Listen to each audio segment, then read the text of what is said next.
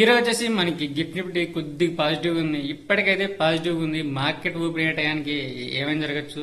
So ఇప్పటికైతే స్వల్పంగా positive గా ఉంది.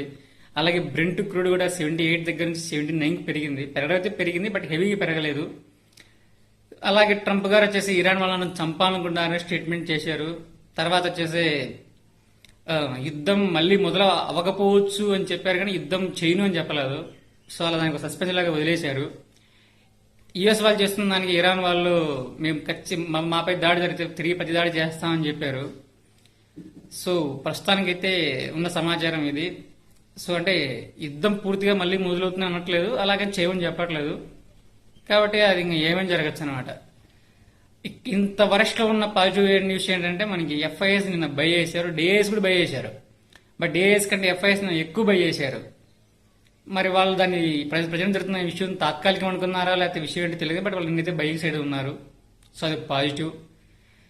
చూడాలి, గిఫ్ట్ కూడా పాజిటివ్ గానే ఉంది. మరి ఇష్యూ మరి ఎక్కువ తీవ్రంగా అంటే ఎక్కువగా పెద్ద ఇష్యూ కాటే అనిపిస్తుంది.